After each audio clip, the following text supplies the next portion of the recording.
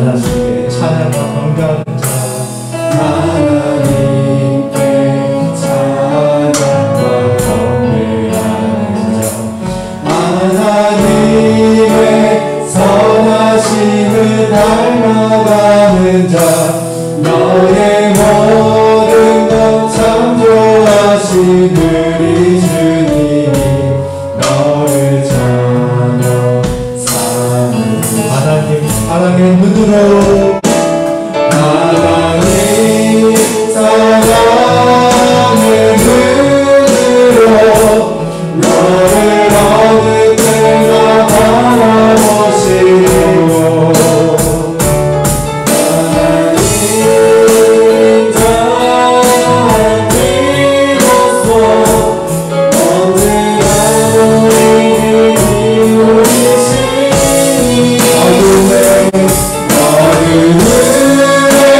밝은 빛을 비춰주시고 너의 작은 신에도 응답하시니 너는 어느 곳에 있는지 주를 향하고 주만 바라보시고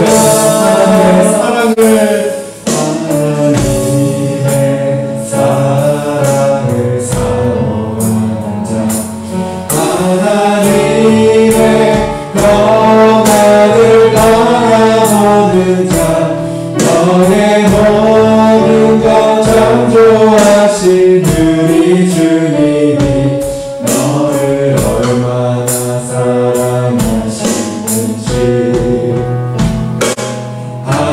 하나님께 찬양과 경배하는 자, 하나님의 선하심을 닮아가는 자, 너의 모든 것 창조하신 우리 주님이 너를 전혀 사랑해.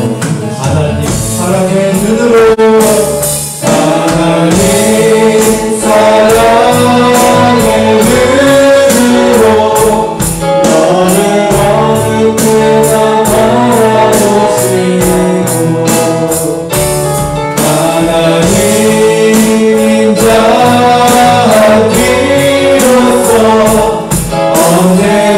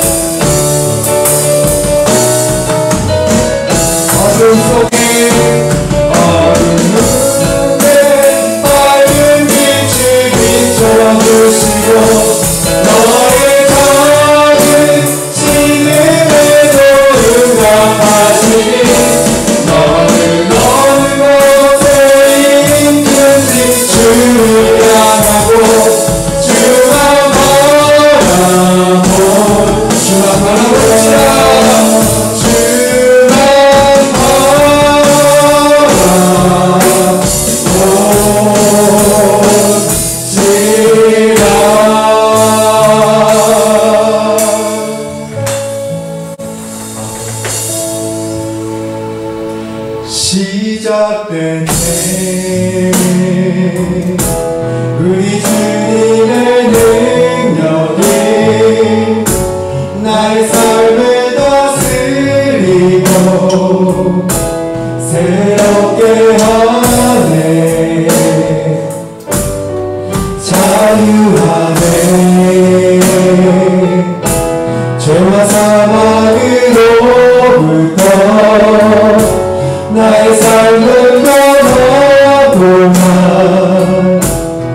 충만하네 은혜로다 은혜로다 주의 은혜 한량없는 주의 은혜 은혜로다 주의 은혜 변함없는 진실하신 주의 은혜 은혜로다 은혜로다 주의 은혜 한량없는 주의 은혜 은혜로다 주의 은혜 변함없는 진실하신 주의 은혜 변함없는 진실하신 주의 은혜 마지막으로 변함없는 진실하신 주의 은혜 아멘. 우리 내 평생 사는 동안 함께 찬양하겠습니다.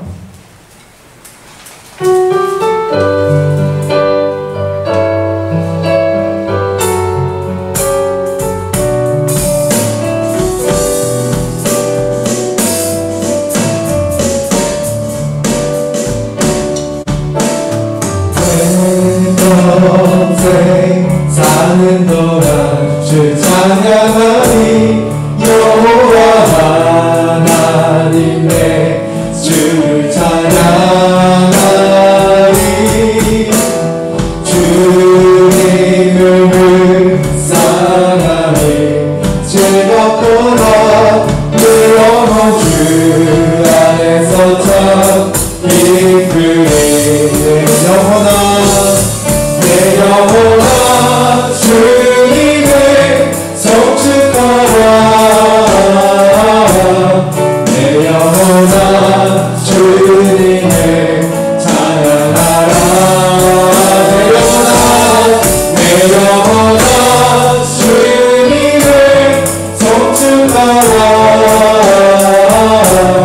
내 영혼아 주님을 다시 고백합니다. 내 평생 사는 동안 내 평생 사는 동안 주 찬양하니 여호와 하나님의 주를 찬양하니 주님을 묵상하니 즐겁도다 내 영혼 주 안에서 참 기쁘리 내 영혼아 주님을 성축하라 내 영혼아 주님을 찬양하라 내 영혼아 주님을 성축하라 내 영혼아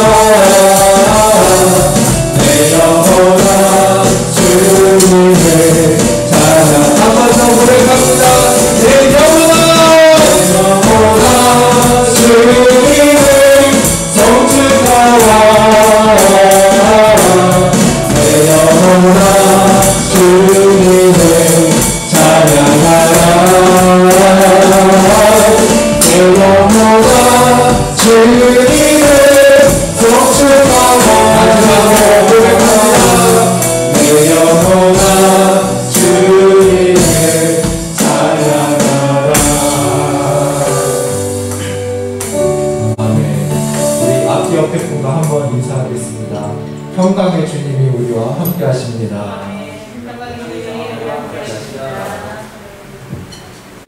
네, 우리 예수로 살리 함께 찬양하겠습니다.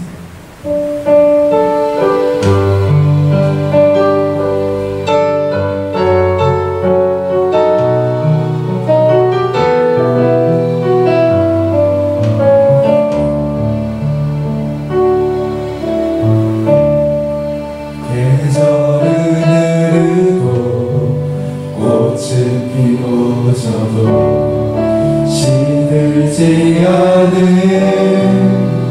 생명이 있네. 바랄 수 없었던 죄인 나에게 생명의 주님 자신을 계절은 흐르고 계절은 흐르고 꽃은 피고 시들지 않은 생명이 있네. 바랄 수 없었던 죄인인 나에게 생명의 주님 자신을 주신 나의 삶은 예수 나의 삶은 내 주 예수의 것이니 내 생명 다해 예수로 살리. 내 모든 것 내 주 예수의 것이니 내 전부 되신 예수로 나의 삶은 내 주 예수의 것이니 내 생명 다해 예수로 살리. 내 모든 것 내 주 예수의 것이니 내 전부 되신 예수로 나의 삶은 내 주 나의 삶은 내 주 예수의 것이니 내 생명 다해 예수로 살리. 내 모든 것 내 주 예수의 것이니 내 전부 되신 예수. 우리 함께 기도합니다. 주님 이 시간 오직 주님 감사합니다. 주여 이 시간 주님께 나갑니다. 아버지 우리의 잘못되신 주님 아버지가 간절히 사모하며 나가시고 주여 우리를 도와주시옵소서. 주여 우리를 붙잡아 주시옵소서. 주님 이 시간 주님만 바라보시옵소서. 주여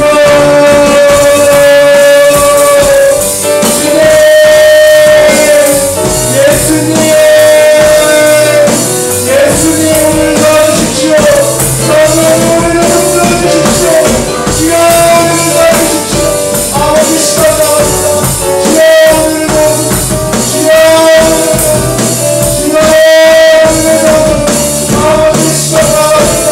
주여 우리를 도와주십시오. 아버지 시간 나갑니다. 주님을 따라갑니다.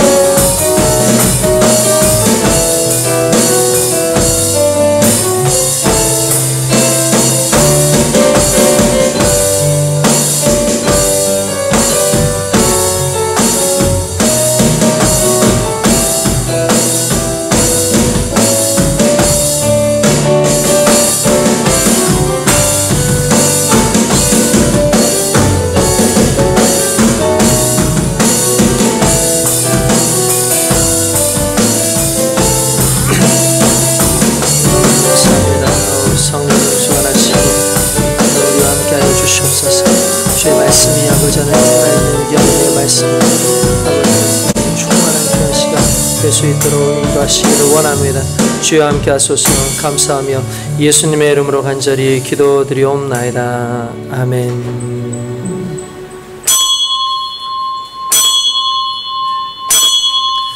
우리 다 함께 묵도 드리심으로 9월 20일 주일 예배를 하나님 앞에 드리겠습니다. 우리 다 함께 묵도 드리겠습니다.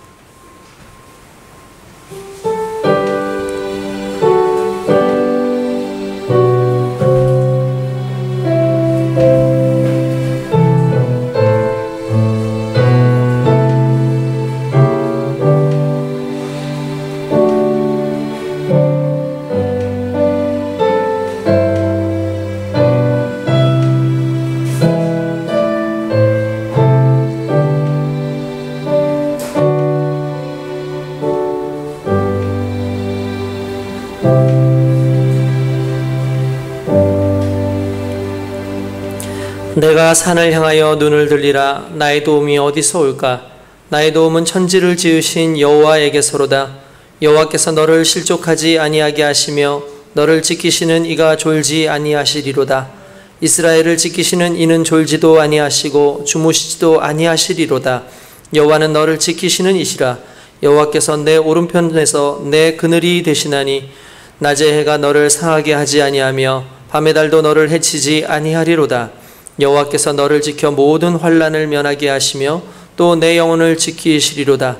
여호와께서 너의 출입을 지금부터 영원까지 지키시리로다. 아멘.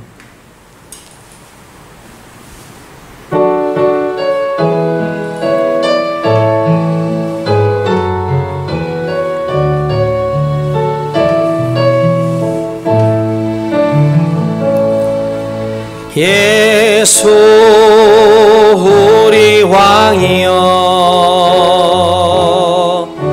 이곳에 오소서. 보좌로 주여 임하사 찬양을 받아 주소서. 주님을 찬양하오니 주님을 경배하오니 왕이신 예수여 오셔서 좌정하사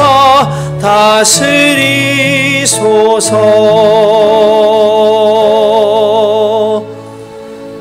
전능하사 천지를 창조하신 하나님 아버지를 내가 믿사오며 그 독생자 우리 주 예수 그리스도를 믿사오니 이는 성령으로 잉태하사 예언대로 처녀의 몸에서 나시고 나를 위하여 고난을 받으사 십자가에 못 박혀 죽으시고 장사한 지 사흘째에 죽은 자 가운데서 다시 살아나시며 하늘에 오르사 전능하신 하나님 우편에 앉아 계시다가 거기로부터 산자와 죽은 자를 심판하러 오시리라.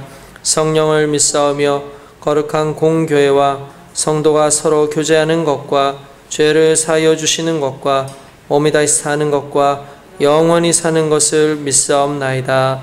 아멘. 찬송 310장 통일 찬송가 410장 하나님의 은혜로 함께 찬양 드리겠습니다. 찬양 드리신 후에 여마영 사모님 나오셔서 기도 인도하겠습니다.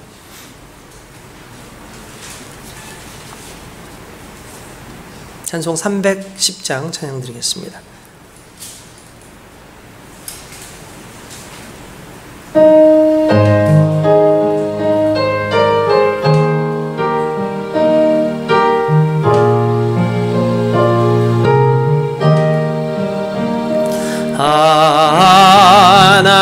하나님의 은혜로 있을 데 없는 자 왜 구속하여 주는지 난 알 수 없도다.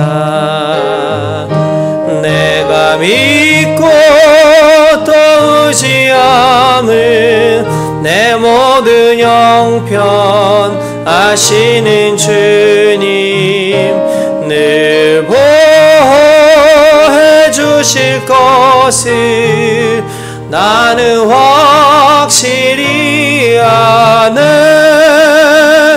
왜 내게 구세 믿음과 또 복음 주셔서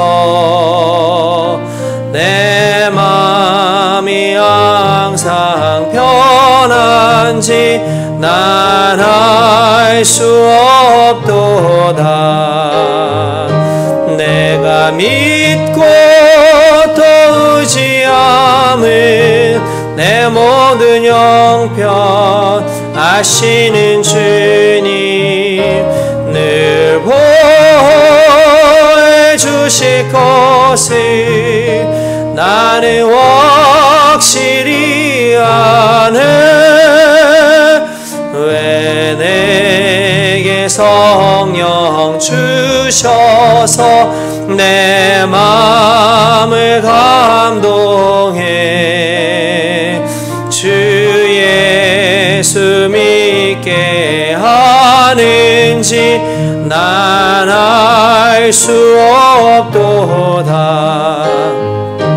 내가 믿고 또 의지함은 내 모든 형편 아시는 주님 늘 보호해 주실 것을 나는 확실히 아네. 주 언제 강림하실지 옥 밤에 옥 낮에 오 주님 만날 그곳도 난 알 수 없도다. 내가 믿고 또 의지함은 내 모든 형편 아시는 주님 늘 보호해 주실 것을 나는 확실히 아네.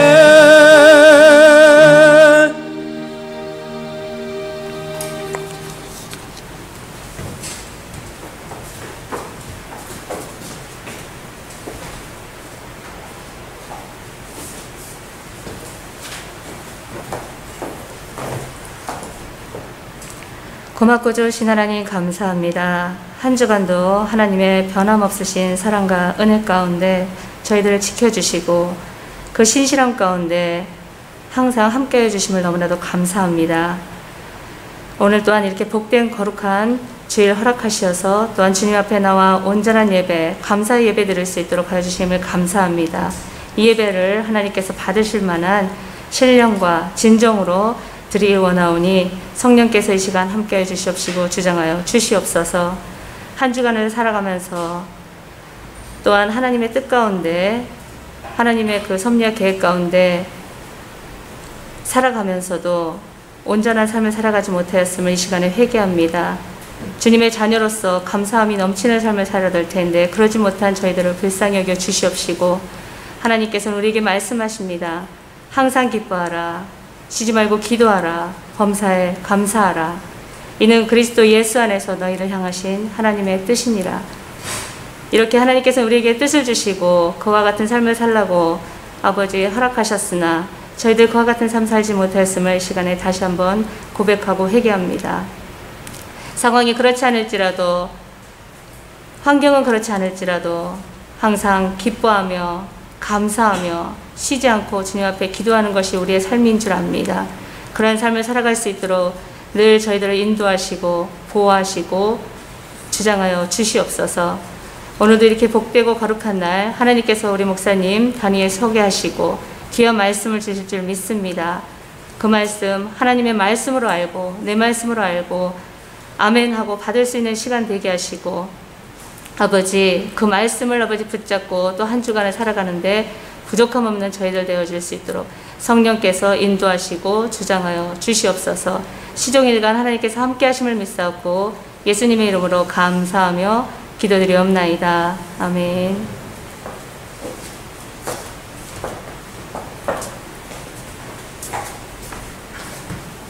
오늘 함께 은혜 받으실 하나님의 말씀은 창세기 16장 1절에서부터 16절까지의 말씀입니다.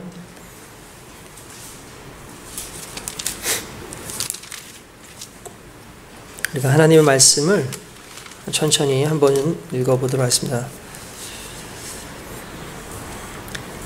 아브라함의 아내 사레는 출산하지 못하였고 그에게 한 여종이 있으니 애굽 사람이요 이름은 하갈이라. 사레가 아브라함에게 이르되 여호와께서 내 출산을 허락하지 아니하셨으니 원하건대 내 여종에게 들어가라. 내가 혹 그로 말미암아 자녀를 얻을까 하노라 하매 아브라함이 사레의 말을 들으니라. 아브라함의 아내 사레가 그 여종 애굽 사람 하갈을 데려다가 그 남편 아브라함에게 첩으로 준 때는 아브라함이 가나안 땅에 거주한 지 10년 후였더라. 아브라함이 하갈과 동침하였더니 하갈이 임신하매 그가 자기의 임신함을 알고 그의 여주인을 멸시한지라.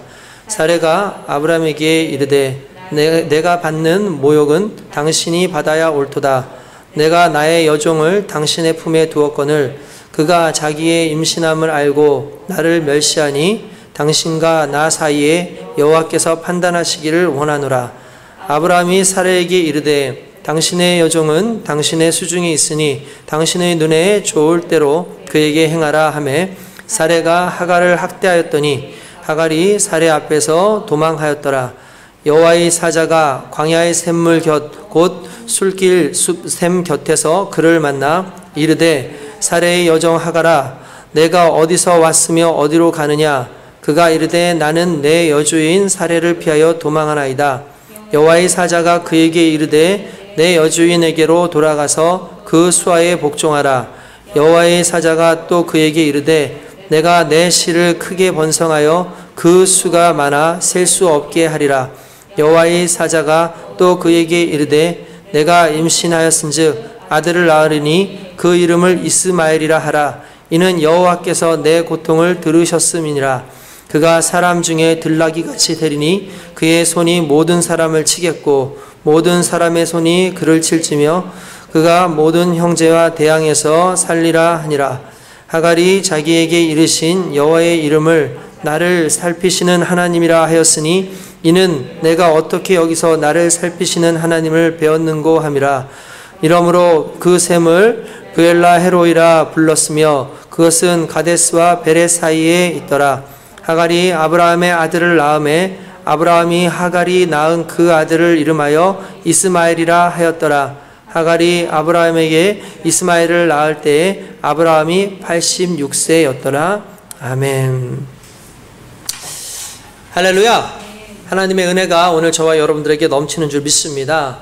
오늘 하나님께서 오늘 이 예배를 드리는 모든 성도들에게 주의 성령 안에서 강하게 하시고 뜨겁게 하시고 우리의 심령 속에 진정한 기쁨과 은혜를 주실 줄 믿습니다. 그 은혜 속에서 예배드리는 모든 자들이 오늘 주님께 영광을 돌리는 이 귀한 시간 하나님 앞에 기대하시며 나온 모든 성도들에게 다시 한번 하나님의 복을 빕니다. 지금은 이제 단계가 조금 떨어졌죠. 그러나 여전히 이제 100명 이상 계속해서 이제 확진자가 나오고 있습니다. 이제 조금 있으면 여러분도 아시겠지만 이 추석 명절이 다가오는데 이 명절이 지나봐야 그나마 이제 이 대유행병이 어떻게 될지를 좀 확인할 수가 있다고 얘기를 합니다. 어쨌든 저와 여러분들이 계속해서 조심할 수 있도록 노력해 주시기 바라고 기도해 주시기 바라고요. 이제 2단계로 이제 조금 격화됐다 할지라도 저희는 당분간 계속해서 영상으로 예배를 드리도록 하겠습니다. 영상 예배 드릴 때 여러분들 주님 앞에 정말 대면 예배하는 것처럼 그렇게 예배를 드려주시기를 부탁을 드리겠습니다. 하나님께서는 무소부재하신 하나님입니다. 무소부재하시다라는 건 아니 계신 곳이 없다라는 이야기예요. 최근에 성경 공부를 하면서 아니 계신 곳이 없다라는 게 무슨 의미냐? 그런 하나님을 믿는 우리의 자세가 어떤 자세여야 되느냐? 이런 내용으로 제가 질문을 했습니다. 그랬더니 이제 몇몇 분들이 이제 그 부분에 대해서 대답을 이제 하죠. 그런데 결국 그 대답의 핵심은 이런 것이었습니다. 우리가 있는 모든 곳이 하나님 앞이다. 그걸 일반적으로 코람데오라고 얘기합니다. 그래서 하나님 앞에 있다라는 뜻이죠. 그러니까 하나님이 아니 계신 곳이 없기 때문에 아니 계신 곳이 없는 그 하나님 앞에서 예배드리는 모든 곳이 예배의 처소라고 할 수 있죠. 그러나 조건이 있어요. 신령과 진정이 있는 곳에서만 예배를 드릴 수 있다는 거예요. 그래서 오늘 이 예배를 드리는 우리 모두가 또한 앞으로 영상으로 예배 드리는 모든 이들이 적어도 처소가 예배의 처소가 되기 위해선 저와 여러분들 스스로가 신령과 진정으로 곧 영과 진리로 예배 드리는 하나님의 귀한 백성들로 그렇게 준비되어져 있어야 될 줄 믿습니다. 하나님께서 받으시는 예배 드릴 수 있도록 애써주시기를 부탁을 드리겠습니다. 10월쯤에는 그동안 우리가 계획은 했지만 진행하지 못했던 이제 침례 예식을 어떻게든 진행을 하려고 계획을 가지고 있습니다. 물론 이제 강에 가서나 계곡에 가서 직접적으로 할 수는 없고 이제 다른 교회에 침례 예식 그 장이 있어요. 그런 곳을 빌려서 저희가 아마 진행을 해야 되지 않을까 싶습니다. 여러분들 기도해 주시기를 부탁을 드리겠고요. 하루빨리 이 모든 상황들이 잘 정리되어서 이런 예식을 드리는 데 있어서 모든 성도들이 기쁨으로 함께 할 수 있도록 그렇게 여러분들 기도해 주시기를 부탁을 드리겠습니다. 할렐루야! 하나님의 은혜가 오늘 저와 여러분들에게 함께 있기를 원합니다. 우리 다 함께 기도드리겠습니다. 이 시간에 기도드릴 때 하나님, 오늘 하나님의 은혜의 말씀을 우리에게 허락하시고 이 말씀 안에서 위로함 받을 수 있도록 인도하여 주시며 하나님께서 계획하신 정말 총천연색의 인생을 살아갈 수 있도록 인도하여 주시옵소서. 주님 붙잡아 주시옵소서. 주님 한번 부르고 같이 기도하겠습니다. 주여! 아버지 하나님 감사합니다. 오늘도 주님 앞에 나와서 예배드리는 모든 성도에게 하나님께서 능력과 권능으로 모든 것을 함께 하실 줄 믿습니다. 주여, 오늘 이 시간 하나님께서 우리를 만나주시고 하나님의 영광 가운데 거할 수 있도록 인도하여 주시옵소서. 소망으로 살게 하소서. 아버지 하나님 인내로 살게 하시고 주님 믿음 안에서 모든 것을 감당하며 살아가는 우리 모두가 될 수 있도록 인도하여 주시기를 원합니다. 오 성령님 함께 하소서. 오 성령님 함께하여 주시고 주님 안에서 거하는 우리 모두가 되어질 수 있도록 인도하여 주시기를 원합니다. 오 아버지 하나님 함께 하시는 그 은혜 속에 살아갈 때에 특별히 사랑하는 귀한 성도들을 한 사람 한 사람 아버지 하나님의 말씀 듣고 깨닫게 하시며 말씀 듣고 위로함 얻게 하시며 말씀 속에서 하나님을 경험하는 귀한 은혜를 누릴 수 있도록 인도하여 주시기 원합니다. 주의 성령이여 함께 하소서. 주의 성령이여 우리 속에 역사하시고 임하여 주실 때에 특별히 어떤 상황 속에서도 아버지 흔들리지 않는 강인한 믿음으로 설 수 있도록 주님 인도하시기를 원합니다. 주여 함께 하소서. 예수님의 이름으로 기도드리옵나이다. 아멘. 거룩하신 하나님 감사합니다. 하나님께서 오늘 우리에게 큰 은혜 주실 줄 믿습니다. 하나님께서 우리에게 위로의 말씀을 허락하여 주시고 하나님께서 원하시는 삶을 살아가기에 부족함 없도록 주여 우리의 심령을 주님께서 어루만져 주시옵소서. 말씀을 통하여 원대한 비전을 꿈꾸게 하시고 그 비전과 함께 하시는 하나님 안에서 진정 내 삶 가운데 하나님 기뻐하시는 것이 무엇인지를 깨닫고 달려갈 수 있는 거룩한 삶을 살게 하시기 원합니다. 오늘 주님 주시는 말씀 속에서 다시 한번 내 마음의 기쁨이 넘쳐나게 하시고 진정한 하나님의 영광의 삶을 살아가는 거룩한 인생 되게 하여 주시옵소서. 감사하고 예수님의 이름으로 기도드리옵나이다. 아멘. 할렐루야. 하나님의 은혜가 저와 여러분들에게 오늘 넘치게 될 줄로 믿습니다. 오늘 무엇보다 우리 이 자리에 지금 이 영상으로 하나님께 영광 돌리는 우리 사랑하는 성도들에게 하나님께서 말씀을 들려주실 때 그 말씀이 위로가 되어지고 또한 정말 이 어려운 시대를 살아가는 힘이 되는 귀한 은혜의 말씀으로 오늘 우리에게 다가오기를 원합니다. 말씀 그렇게 받으시고 하나님의 영광 구하는 거룩한 시간 되시길 주님의 이름으로 축원드립니다. 지난 금요 예배 때 제가 그 안호성 목사님의 그 간증과 말씀을 여러분들에게 이제 영상으로 들려드렸습니다. 영상을 들으면서 상당히 은혜를 많이 받았습니다. 저도 안호성 목사님 여러 번 간증도 듣고 또 이렇게 지난번에 이 영상을 봤는데 이번 주에도 지난주에도 이제 우리 사랑하는 성도들이 함께 이 말씀을 좀 듣고 또 새롭게 도전받기를 원해서 또 말씀을 이제 여러분들에게 제가 올려서 듣게끔 했습니다. 아마 여러분들도 들으신 분들, 특별히 말씀을 받으신 분들은 크게 은혜를 받지 않았을까라는 그런 생각을 해봅니다. 무엇보다 이 안호성 목사님은 이제 교단의 제 후배죠. 저희 후배고, 그리고 무엇보다도 정말 이 시대에 정말 가슴 뜨겁게 주님을 사랑하고 주님을 증거하는 사역자다. 제가 자신 있게 이야기할 수 있는 그런 목회자입니다.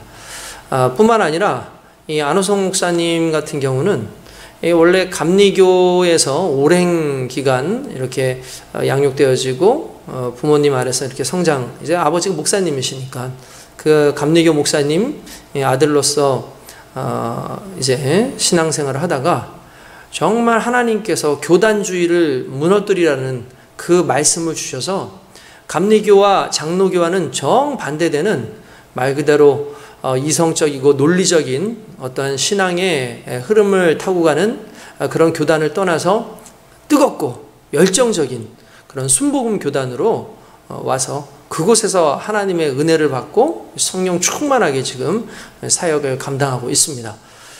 이 순복음에 대해서 정말 장시간 이야기를 하는데 들으면서 상당히 저도 긍지가 생기고, 그렇지, 우리 순복음은 무엇보다 뜨거움, 열정, 성령이 충만함이지 라는 그 생각으로 이 안호성 목사님을 또 이제 응원하는 그런 시간이었던 것 같습니다. 우리 순복음교단은 다른 교단에 비해서 좀 늦게 우리나라에 들어왔습니다. 장로교 같은 경우는 상당히 오래됐죠. 100몇십 년 이렇게 되었는데, 우리 교단 같은 경우는 6.25 지나고 나서 이제 선교사들이 정말 어려운 이 땅에 복음을 증거하기 위해서 구제 사업과 함께 복음을 증거하면서 저희 순복음교회가 이제 들어와서 정착이 되었고, 처음에는 정말 힘들었죠. 많이 힘들었어요. 교리적으로도 상당히 기존의 장로교와 감리교하고는 상당히 다른 그런 교리적인 부분도 있었고, 아무래도 어떤 신유라든지 또는 어떤 축복과 같은 이러한 부분들을 상당히 이제 좀 강하게 어필하다 보니까 좀 기복신앙 아니냐라는 그런 오해를 좀 받기도 했었습니다. 뿐만 아니라 순복음교단을 어느 곳에서는 이단이다 이렇게 얘기하는 그런 분들도 있었습니다. 그러나 지금은 명실상부한 정말 메이저 그런 교단으로서 장감성이라고 일반적으로 불렸네. 장로교, 감리교, 성결교 여기에 버금가는 그런 이제 교단이 되어서 이제 굵직굵직한 목회자들도 많이 나오셨죠. 그러한 상황에서 이제 안호성 목사님이 우리 교단을 이렇게 이야기해주는 그런 부분에서 상당히 기분 좋은 시간이었다라는 그런 생각이 듭니다. 그 안호성 목사님 말씀 중에 물론 이제 좋은 말씀들도 많은데 저는 특별히 기억나는 말씀이 이런 말씀이에요. 뭐냐면 우리가 고난을 당한다. 정말 이 요셉 같은 경우도 고난 많이 당하지 않습니까? 상당히 힘들고 어려운 그런 삶의 여정 속에서 너무나 힘들었다. 그래서 자신이 계획을 해가지고 내가 요렇게 해가지고 빨리 이 상황을 벗어나면은 내가 계획한 대로 또 되지 않을까. 근데 그게 잘 되지 않아요. 근데 또 여기에서 그래도 또 나름대로 열심히 하면은 또 이런 상황이 되지 않을까 해서 열심히 합니다. 그런데 또 그게 잘 되지를 않죠. 그러니까 너무 힘들고 괴로웠을 거라는 거예요. 근데 이런 얘기를 해줍니다. 주인공 시점, 흔히 말하는 1인칭 주인공 시점에서 보면 지금 내게 오는 이 고난과 이 고통, 이 아픔은 너무나 괴롭고 힘들고 이해가 안 되는 부분이라는 거죠. 그런데 전지적 작가 시점, 곧 하나님의 관점에서 보면 이 요셉에게만 정해져 있는 그런 인생이 아니라 요셉을 둘러싸고 있는 모든 환경과 계획과 이런 모든 것이 실은 섭리 안에서 요셉을 움직여가고 있다는 거예요. 그러니까 내가 보기에는, 내가 경험하는 입장에서는 너무나 힘들고 괴롭지만 하나님의 입장에서는 결국 그걸 악을 선으로 갚으시고 또한 하나님의 영광으로 드러내시기 하기 위한 고난의 순간이었다는 거죠. 그러니까 전체적인 모든 관점에서 보면은 그거는 하나님께서 주신 오히려 은혜였다라고 그렇게 이야기를 합니다. 저는 그 말씀에 상당히 공감하고 동감할 뿐만 아니라 우리 현대를 살아가는 우리 신앙인들에게 이건 정말 중요한 말씀이다. 오늘 코로나로 인해서 많은 분들이 힘들어 하시죠. 그래서 왜 이런 상황이 내게 왔을까? 왜 우리 가정에 이런 것이 왔을까? 라고 생각을 아마 하실 겁니다. 뿐만 아니라 다양한 여러 가지 어려움들로 인해서 괴로워하시는 분들도 많이 있을 거예요. 내 나름대로 내 계획에 비춰봤을 때는 상당히 어렵고 힘들지 모르지만 하나님께서 교회와 또한 이 나라와 또한 가정과 또한 내 삶의 전반적인 모든 부분에 걸쳐서 보실게 하실 때에는 이것이 오히려 유익이 될 수 있고 오히려 이러한 때에 나의 믿음을 하나님 앞에 더욱더 온전히 세워갈 수 있는 기회가 될 수도 있다는 것을 저와 여러분들이 늘 깨닫고 살아가길 주님의 이름으로 축원드립니다. 오늘 하나님께서 우리와 함께 하신다라는 말, 전지적 작가 시점에서 본다면 그것은 복이고 축복이죠. 그러나 내 스스로가 주인공이 되어서 바라보는 입장에선 분명히 힘들 수 있다라는 거예요. 그렇지만 분명한 것 하나는 하나님께서 우리와 함께 하시는 그런 모든 과정 속에서 반드시 하나님은 선하게 역사하시는, 믿는 자들은 선하게 하나님 앞에 역사하는 그 놀라운 기적들을 맛보게 될 줄로 믿습니다. 최근에 제가 성경 공부를 이제 진행을 하는 분들이 몇 분 계십니다. 이제 성경 공부를 진행하는 그런 과정 가운데 하나님의 말씀을 같이 읽고 이런 얘기를 해요. 하나님께서 내 안에 거하신다라는 것이 어떤 의미냐라고 묻습니다. 그러니까 하나님께서 내 안에 거하신다. 이제 우리 종종 물어보지 않습니까? 하나님이 어디 계시냐? 그러면 우리 그렇게 얘기죠. 내 마음에 계신다. 내 마음에 계신다.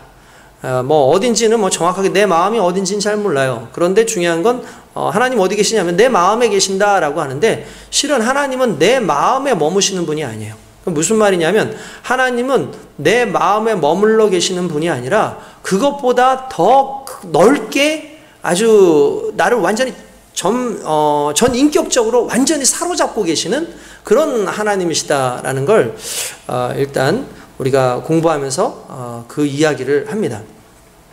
그러니까 하나님께서 나와 함께 하신다라는 그 말 속에 우리는 충만이라는 개념을 생각하죠. 하나님이 내 안에 가득하셔. 이건 충만이야 라고 생각을 합니다. 그러니까 하나님께서 내 안에 가득 계셔서 내가 충만하여지는 상태를 우리는 성령 충만 이렇게 이야기를 합니다.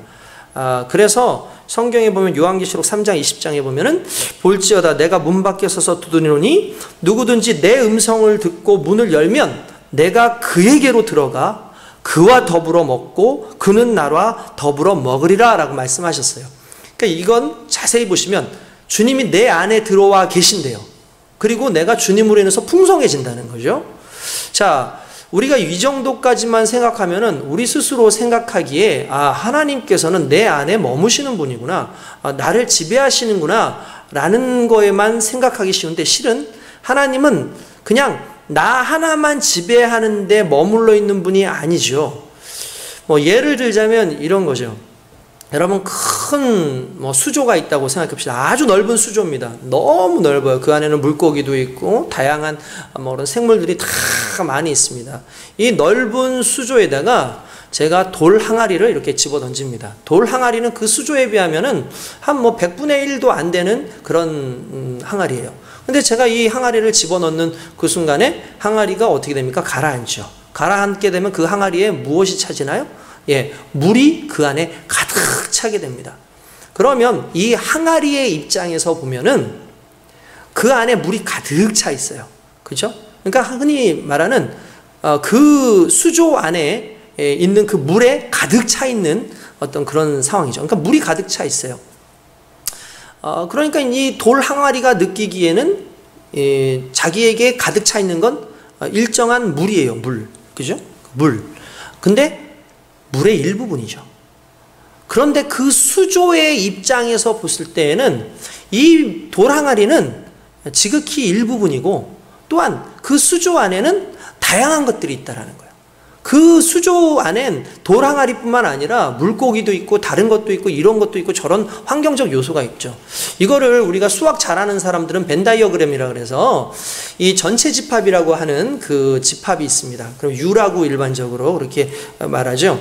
그러면 전체 집합 안에 부분 집합으로서 이제 있는 것들이 있는데 전체 집합 안에는 어떤 부분적인 것이 들어가 있어요. 그 부분적인 것 안에는 전체 집합이 다 이렇게 부분적인 것에는 완전히 전체적인 것이 쌓여져 있지만 실은 이 전체 집합 안에서의 그 부분은 상당히 미약한 부분이고 나머지 다른 부분도 전체 집합 안에 있는 거예요. 그러니까 하나님 안에는 나만 있는 게 아니라는 거예요. 하나님 안에는 나와 관련된 있는 모든 환경이 같이 들어있어요.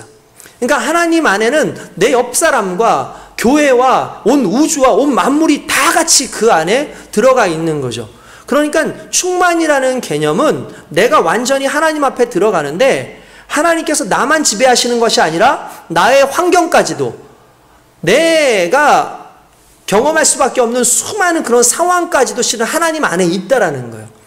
이게 충만의 개념이에요. 그러니까 내가 보는 충만은 그냥 하나님이 내 안에 머무시는 충만, 그래서 그 정도의 충만이라고 생각하기 쉽지만 하나님의 관점에서의 충만은 나뿐만 아니라 나를 감싸고 있고 하나님 안에 있는 모든 것 안에서의 그 계획 가운데 섭리 안에서 머물러 있는 그 상황, 그걸 충만이라고 이야기를 할 수 있는 거죠.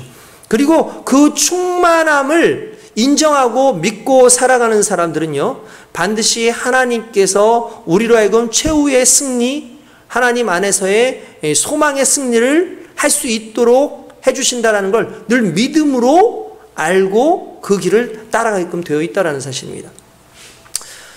우리는 주님 안에서 충만합니다. 또한 주님도 내 안에서 충만하십니다. 그러므로 이러한 사람들은 반드시 결실을 많이 맺는다고 했어요. 나는 포도나무요 너희는 가지니 그가 내 안에 내가 그 안에 거하면 사람이 열매를 많이 맺나니 라고 되어 있습니다. 그렇습니다. 내가 그 안에, 그러니까 주님이 내 안에만 계시는 것이 아니라 내가 주님 안에 있으면 주님은 나보다 훨씬 크시거든요. 그 주님 안에는 나의 모든 것을 다 아울러서 이끄시는 그 계획과 섭리가 있기 때문에 반드시 우리는 하나님 앞에서 영광스러운 승리의 모습으로 나가게 될 줄로 믿습니다. 이 승리는 단연 좀 뛰어나고 어느 정도 멋있는 삶을 사는 그런 사람에게만 주어지는 것이 아니라 실은 하나님 안에 있는 자라면 그 누구도 다 받을 수 있는 그러한 하나님의 은혜요 섭리입니다. 우리가 성경을 읽죠. 성경을 읽다 보면은 가끔 이 성경 속에서 이렇게 성경을 한참 읽다 보면 혹시 성경을 읽다 보니까 스스로 좀 소외감을 느낀다거나 약간 이 뭐랄까요, 좀 자격지심 같은 거, 좀 열등감 같은 거 느껴질 때 있지 않습니까? 이 신앙의 사도들을 보면은 너무 믿음이 좋아요. 바울 같은 경우는 어떻게 그렇게 믿음 좋게 이 복음 사역을 감당하는지 참 궁금합니다. 뿐만 아니라 아브라함의 믿음이라든지 다윗의 그 열정적인 믿음이라든지 이런 것들, 베드로의 그 모습, 그 외에 믿음의 수많은 사람들, 다니엘 이런 사람들의 그런 신앙적인 모습을 보면은 야, 이 사람들 정말 믿음이 너무 뛰어나다 라는 생각이 들죠. 그래서 성경을 읽다 보면은 위인 그러면 그분들밖에 생각이 안 나고 그들의 특징은 하나님께서 함께 하셨고 하나님의 능력과 권능이 그들을 지배하고 있었다라는 그런 모습을 보다 보니까 상대적으로 나의 삶 속에서 나의 부족함과 연약함이 이분들과 견주어 봤을 때 너무나 나를 초라하게 하는 그런 일들이 많이 있습니다. 그래서 참 성경을 읽다 보면은 그 안에서 참 재미있는 요소라든지 참 힘이 나는 요소도 있지만 상대적으로 나는 저렇게 살 수 있을까? 이런 나를 하나님께서 사랑하실까라는 그런 이제 생각을 할 수밖에 없는 그런 때가 오기도 하죠. 그런데 분명한 사실 하나는 하나님께서는 우리의 인생을 책임지시는 하나님이라는 거예요. 이걸 좀 달리 말하자면 우리의 인생은요, 우리가 주인이 아닙니다. 여러분들 다 아시잖아요. 하나님이 주인이시죠. 그런데 우리는 우리의 삶은 주인은 아니지만 적어도 주인공으로서의 삶을 살아요. 뭐냐 하면 하나님께서 내 인생의 시나리오, 그 섭리 가운데, 계획 가운데 저를 던져주시고 그 안에서 저를 주인공으로 삼아주셨다라는 거예요. 근데 이건 주인공이라는 그 말은 마치 우리가 커다란 상황들을 보면 그 상황 속에서 조연이 있고 엑스트라 있고 주인공도 있고 뭐 이런 다양한 그런 사람들이 이렇게 있으니까 그런 부분에서 보면은 주인공 그러면 나는 주인공이 아닌 것 같은데? 라는 생각할 수 있어요. 다윗 같은 사람이 주인공 아니야? 뭐 아브라함 같은 사람이 주인공 아니야? 나는 주인공이 아닌 것 같아 라고 생각할 수 있지만 하나님이 보시는 입장에서의 내 인생은 하나님이 계획하신 그런 한편의 드라마 속에서 주인공 같은 역할을 하고 있다는 거예요. 그 말은 무슨 말입니까? 하나님은 늘 우리를 보고 계신다는 거예요. 하나님은 늘 우리를 주인공처럼 이끌어 가시고 내가 아는 모든 계획과 섭리 속, 하나님의 그 섭리 속에서 결국 하나님은 나를 이끌어 가신다라는 걸 의미하는 겁니다. 지난주에 우리는 아브라함과 사라에 대해서 함께 살펴봤죠. 믿음의 조상들 아닙니까? 하나님께서 너무나 사랑하시는 그 믿음의 조상들이지만 결국 그들이 하나님 앞에서 기다리지 못하고 믿음을 끝까지 지키지 못하고 어리석게도 하나님의 그 섭리와 계획 속에 자기의 의견과 또는 자기의 계획을 집어넣으면서 전혀 예상치 못했던 상황이 발생을 했다라는 어떤 그런 내용을 이야기를 했습니다. 그러면서 우리 끝까지 인내하자. 끝까지 하나님의 영광을 구하자. 하나님은 오히려 우리의 인간의 생각이 끊어질 때까지 기다리신다. 그리고 하나님께서 인간의 끝이 왔을 때 그때 하나님은 시작하신다라는 그런 설교를 했습니다. 오늘 읽은 본문의 말씀은 이 본문에서 등장하는 세 명의 제가 보기에는 세 명의 주인공이 있음을 알 수 있어요. 세 명의 주인공이라니요. 여기 아브라함이 있고 사라가 있죠. 뭐 하갈이 결코 주인공이 될 수 없는 것 아닙니까? 라고 얘기하겠지만 저는요 이런 생각을 해봅니다. 하나님께서는 이 안에서도 하갈을 주인공으로 삼으셨다라는 거예요. 여러분 우리는 하갈 그러면 어떤 느낌이세요? 대부분 하갈 그러면 좀 안 좋죠. 좀 부정적인 이미지를 갖지 않습니까? 하나님 안에서 잊지 못한 하나님의 약속을 믿지 못한 그 아브라함과 사레의 그 인간적인 방법으로서 사용되어진 그런 존재, 이런 존재를 하갈이라고 우리는 생각을 하잖아요. 뿐만 아니라 그 하갈의 아들이었던 이스마엘 같은 경우에는 오히려 더 안 좋은 그런 이제 평가를 받지 않습니까? 그래서 오늘날 이슬람, 무슬림의 조상이 되어서 우리 기독교인들과 뭐 또 유대인들을 박해하고 힘들게 하는, 전 세계를 힘들게 하는 그런 존재인 것처럼 우리는 그렇게 생각을 합니다. 근데 분명한 사실은 하나님께서도 이러한 모든 상황을 아시죠. 그리고 이 모든 상황 속에서 하나님의 섭리를 보여주시는 상황 속에서 하갈을 버리지 않으셨다라는 사실이에요. 이 말이 무엇을 의미하는 겁니까? 하갈도 하나님의 자녀다라는 걸 의미합니다.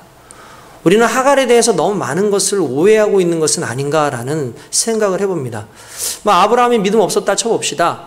뭐 사레도 믿음이 없어서 뭐 결국은 하갈을 이제 아브라함의 첩으로 드리는 상황이 왔다고 해봅시다. 그렇지만 여기에서 가장 큰 피해를 입은 게 실은 하갈이에요. 왜 하갈이 가장 큰 피해를 입었습니까? 아브라함이 아이를 낳지 못했죠. 사라가 아이를 낳지 못했습니다. 사라가 아이를 낳지 못하는 건 결국 하나님의 뜻이 있어서 그런 것 아니겠습니까? 그런데 사라가 갑자기 뜬금없이 자기의 몸종인 애굽 여인인 이집트 여인인 이 하갈을 남편에게 드리는 그런 상황을 만듭니다.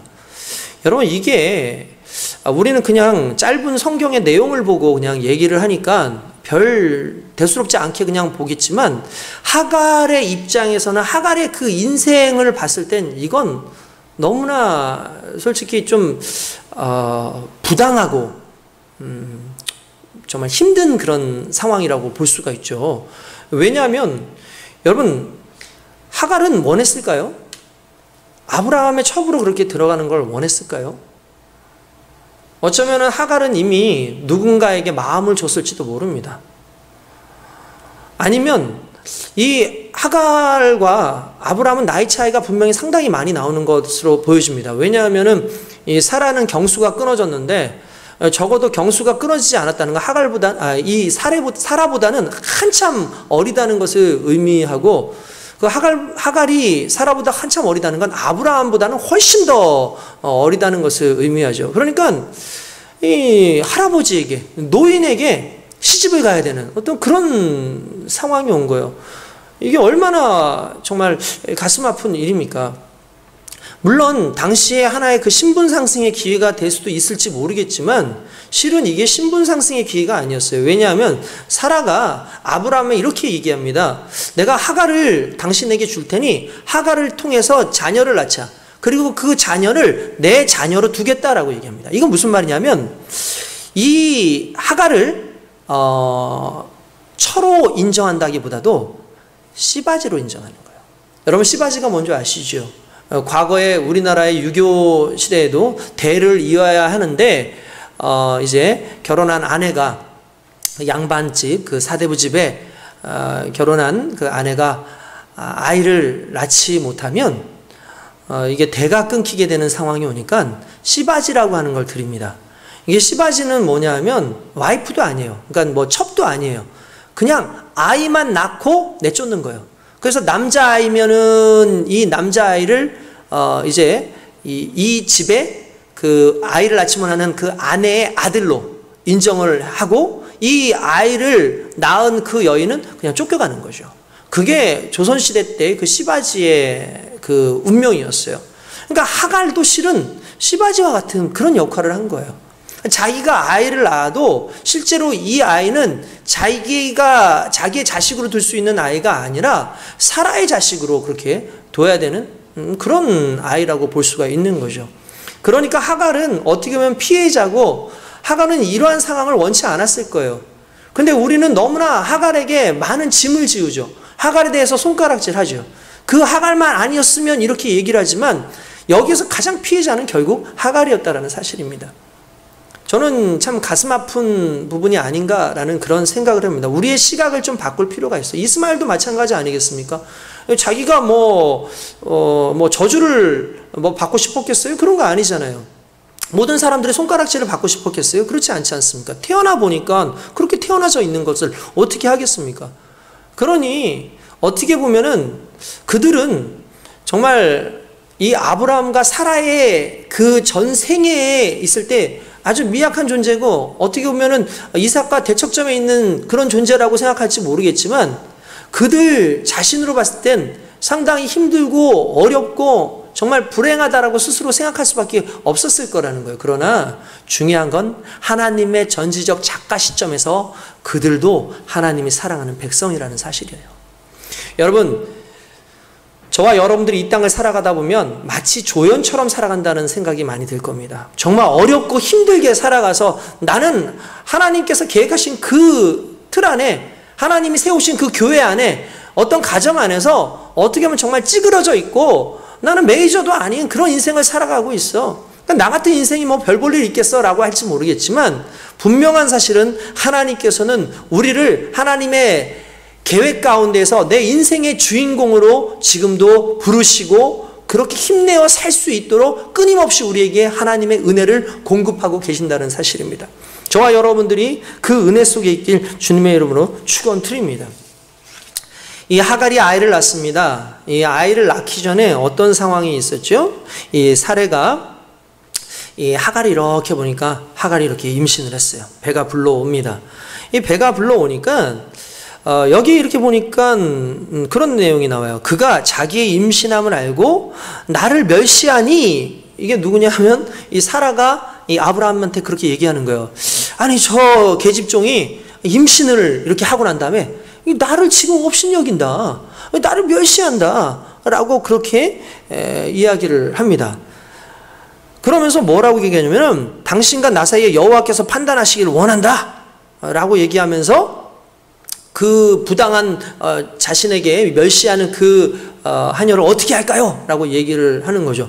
아니 자기가 들여놓고 자기가 남편한테 오히려 와가지고 여보 이 하갈을 취하시오 그렇게 얘기를 해놓고 이 하갈이 아이를 갖고 그의 눈초리가 조금 이상하고 좀 이렇게 하는 행동이 좀 다르니까 스스로가 열등감을 갖죠. 스스로가 뭔가 무시당했다라는 느낌을 받아요. 여러분 사람들 그런 거 있지 않습니까?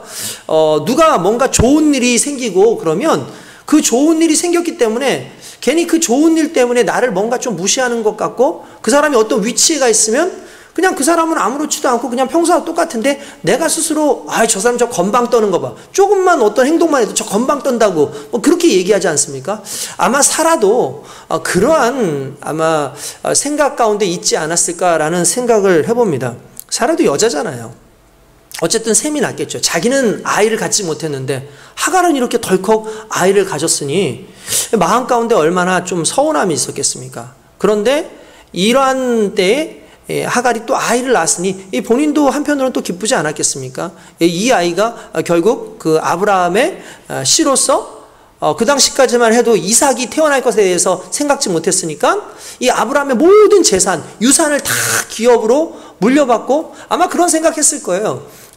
이 아브라함도 나이 많고 사라도 나이 많으니까 결국 이 상속권이 이 내가 낳는 아들에게 있고 자기도 언젠가는 그런 상속에 관련되어진 좀 혜택을 좀 받지 않을까라는 그런 생각하지 않았겠습니까? 그게 기분 좋았겠죠. 나름대로 좀 멸시하는 부분도 없지 않아 있었을 수도 있다라는 거예요. 그런데 이러한 때에 아브라함이 상당히 난감했을 겁니다. 그러니까 아브라함이 이렇게 얘기해요. 사라의 눈빛을 보니까 이게 보통 눈빛이 아닙니다. 이대로 있다가는 큰일 날 것 같아요. 그러니까 그렇게 얘기하죠. 어차피 당신의 몸종 아니냐? 그러니까 당신 좋을 대로 그에게 해라 라고 얘기를 합니다.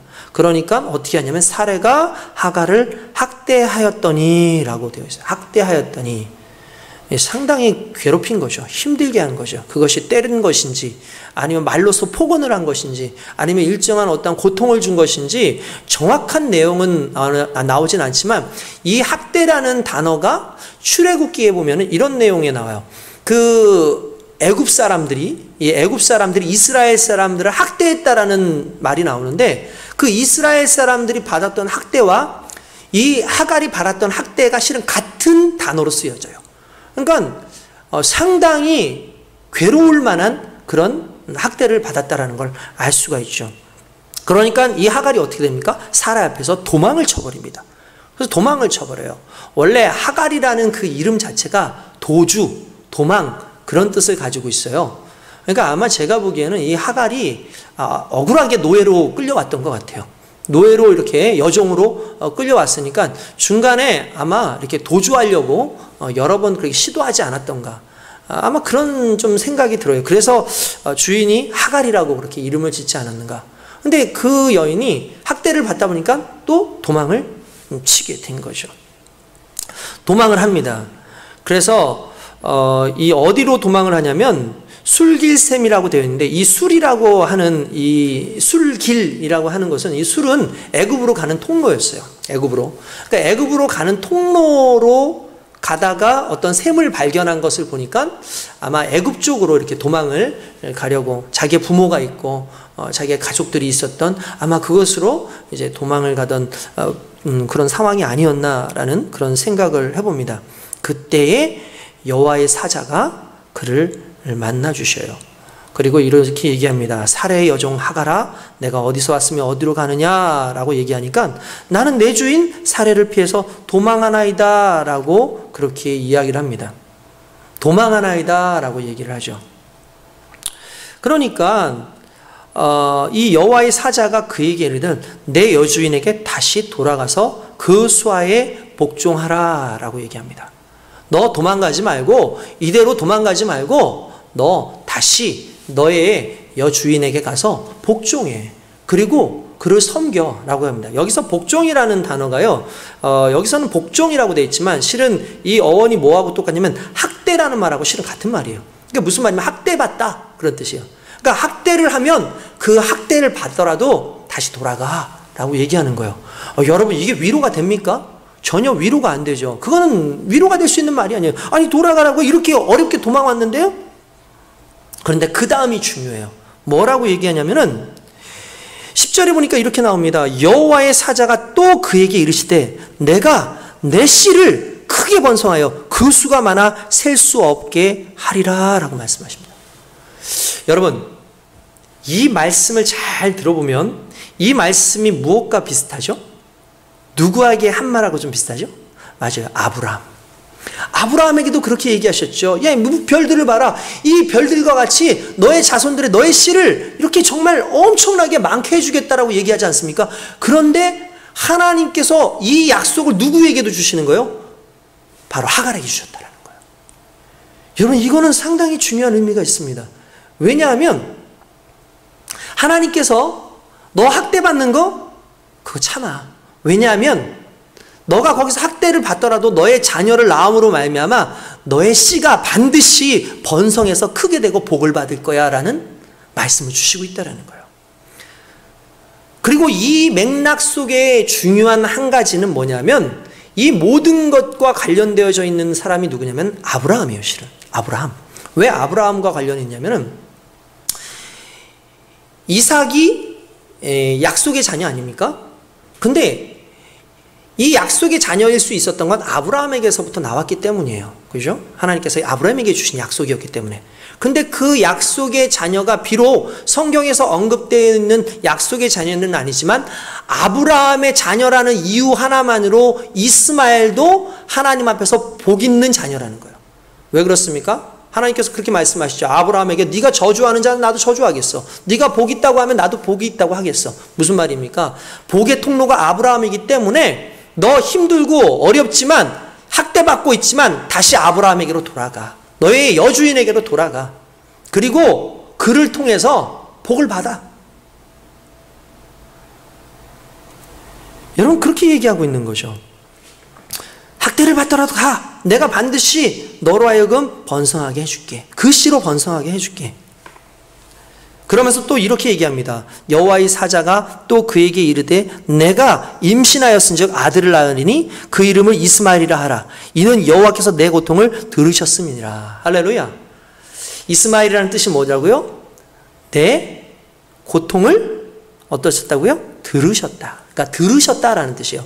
하나님께서 들으셨다라는 뜻이 이스마엘입니다. 다른 사람이 들은 게 아니라 하나님이 들으셨다는 거예요. 하나님은 하갈을 버리지 않았어요. 하갈이 대단해서 하나님이 하갈이 잘나서 이스마엘이 뭔가 대단해서 아니에요. 하나님의 전적인 은혜라는 거죠. 하나님은 아브라함과 사레 속에 갇혀져 있는 숨겨져 있는 학대받고 있는 이 하갈까지도 하나님은 품으신다라는 거예요. 우리의 인생 가운데 하나님은 이렇게 품으십니다. 내가 아브라함 같지 않을 수 있어요. 내가 사라 같지 않을 수 있어요. 어떻게 보면 나는 하갈 같고 많은 사람들의 손가락질하는 이스마엘 같을 수 있어요. 그러나 이러한 하갈과 이스마엘도 하나님은 건지시고 살리시고 복을 주셨다라는 사실은 그들도 하나님의 계획 속에서는 놀라운 하나님의 복의 자녀라는 사실입니다. 저와 여러분들이 오늘 그런 자녀로 하나님 앞에 서 있다라는 사실을 믿으시길 주님의 이름으로 축원드립니다. 그게 하나님의 뜻이에요. 인생 가운데 우린 절대로 조연이 아닙니다. 하나님 보시기에는 주연이에요. 하나님 그렇게 살게 하셨습니다.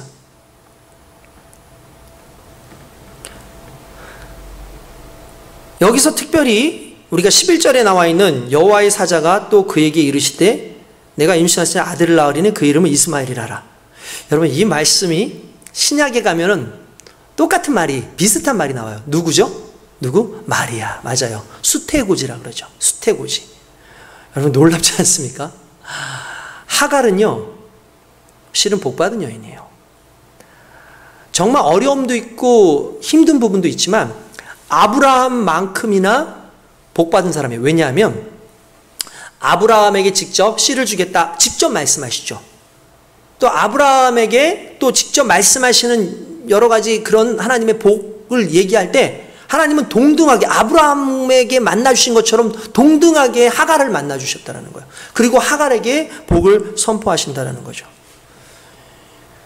성경에서 그 실은 아브라함이나 이 사라보다도 먼저 여호와의 천사를 만난 사람이 하갈입니다. 그러니까 실은 하갈이 제일 먼저 하나님의 사자를 만났어요. 그러니까 하나님의 사자를 만났다라는 건 무엇을 의미하는 겁니까? 하나님께서 그를 그만큼 사랑하시고 그에게 관심이 있으시고 그의 인생을 책임지시겠다고 말씀하시고 계신다라는 겁니다. 단지 이 이삭과 다른 것이 있다면 그 앞으로 너가 낳는 그 자녀는 좀 다르긴 해. 그는 사람 중에서 들나귀 같이 되리니 무슨 말입니까? 그 광야 속에서 거친 인생을 살기는 할 거야 라고 얘기합니다. 그의 손이 모든 사람을 치겠고 모든 사람의 손이 그를 칠지며 그가 모든 형제와 대항해서 살리라 라고 합니다. 이게 무슨 말입니까? 그만큼 힘이 생긴다라는 거죠. 그만큼 그의 인생은 좀 거칠고 좀 쓰러지는 그런 부분들, 많은 사람들 대적되는 그런 부분이 있을지 모르겠지만 그러나 그만큼 성장한다라는 걸 의미하는 거예요. 이거는 놀라운 사실입니다. 이 사실 앞에 하갈이 다시 발길을 돌려요. 학대에 대해서 더 이상 이걸 학대라고 생각하지 않겠죠. 하나님께서 내 씨로 말미암아 하나님의 그 복을 주신다고 하셨고 큰 민족을 이루게 하신다고 하셨으니까 난 믿어. 그 믿음으로 돌아간 거예요. 여러분 믿음의 조상 아브라함이라 그러잖아요. 아브라함만 믿음의 조상인 게 아니에요. 하갈도 믿음의 조상이 될 수 있었어요. 제가 좋아하는 교수님 중에 김학철 교수님이라는 분이 계시는데 그분이 이 하갈에 대해서 어느 날 이렇게 설명해 주시는 어떤 그런 내용들을 본 적이 있습니다. 그분이 그런 얘기를 해요. 믿음의 조상 하갈. 믿음의 조상 하갈. 왜 믿음의 조상입니까? 아브라함 같이 하나님의 약속을 믿었다는 거예요. 아브라함만 믿음 갖고 사는 것 아니에요. 주연급만 믿음 가지고 사는 것 아니에요. 딱 메이저로 등장하는 사람만 믿음 가지고 사는 거 아니에요. 하나님을 의지하고 하나님을 바라보는 사람은 반드시 하나님을 믿고 달려갈 때 아브라함과 동일한 대접을 받는다는 사실입니다. 저와 여러분들이 그렇게 믿음으로 서시길 주님의 이름으로 축원드립니다. 할렐루야. 그리고 난 다음에 이제 하갈이 했던 그런 중요한 사건 하나가 있는데 그게 뭐냐면 최초로 여성들이라면 더 이제 여성 최초로 여호와의 이름을 지어요. 여호와의 이름을 지어줘요.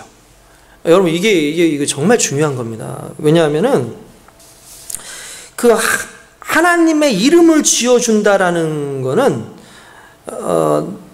나의 그 하나님에 대해서 내가 특별한 권리를 주장하는 거예요. 실은 내가 특별한 권리를 주장하는 겁니다. 하나님의 이름을 지어준 최초의 여자입니다. 하나님 이름을 짓는다? 이게 쉽지 않죠. 근데 본인의 경험에 의해서 그 하나님의 이름을 지어요. 그게 뭐냐면 엘로이입니다. 엘로이. 그래서 오늘 성경의 13절에 보면 이렇게 나오죠. 여호와의 이름을 나를 살피시는 하나님이라 하였으니 이게 엘로이입니다. 엘로이. 그러니까 보시는 하나님, 살피시는 하나님 그렇게 얘기를 해요. 그러니까 뭐라 그럽니까? 나를 살피시는 하나님이라고 했으니 이는 내가 어떻게 여기서 나를 살피시는 하나님을 배웠는고 함이나 라고 되어 있죠. 여러분 이거는 너무나 놀라운 사건이에요. 놀라운 사건. 왜냐하면 이 하갈에게 있어서 하나님이 나를 살피고 있었다라는 게 그만큼 위로가 될 수밖에 없어요. 아, 하나님이 나를 살피시고 계셨구나. 하나님이 나를 살피시고 있었구나. 아, 하나님이 나를 살피고 나는 정말 외롭게 살았고 나는 너무 어렵게 살았고 나는 너무 힘들게 살았고 나는 고통 가운데 살았고 나는 학대받고 살았고 나는 내 뜻대로 내 마음대로 살지 못하고 종으로서 노예로서 끌려서 와가지고 정말 원치 않는 임신을 할 수밖에 없는 주인의 아이를 낳을 수밖에 없는 씨바지처럼 살아갈 수밖에 없다고 생각해서 나는 버려진 존재로 생각하고 나는 패배자로 생각했는데 그게 아니라 하나님이 나를 살펴보시고 항상 주의 눈동자가 나와 함께 있었구나라는 걸 깨닫는 그 순간에 하나님에 대한 고백이 생긴 거예요. 하나님, 당신은 살피시는 하나님입니다. 좋으신 하나님입니다. 내 하나님입니다. 라고 얘기를 한다는 거죠. 여러분, 그 하나님이 저와 여러분들의 하나님이길 원합니다. 우리에게 있어서 하나님은 어떤 분입니까? 적어도 우리가 아는 하나님, 함께 하시는 하나님, 어떤 사람에게는 위로하시는 하나님, 어떠한 분들에게는 승리하게 하시는 하나님, 어떤 분들에게는 나를 구원하시는 하나님, 다양한 이름으로 우리는 하나님을 만날 수 있습니다. 그건 어떤 누군가에게만 주어지는 것이 아니라 모든 주님을 믿고 주님을 경험하는 자의 것인 줄로 믿습니다. 하나님께서는 그렇게 저와 여러분들에게 또 이렇게 은혜를 주실 줄 믿습니다. 14절 보니까 그 샘을 부엘 라헤로이라고 그렇게 불렀는데 그 뜻 자체는 뭐냐면 살아계셔서 나를 살피시는 분의 우물, 그런 뜻입니다.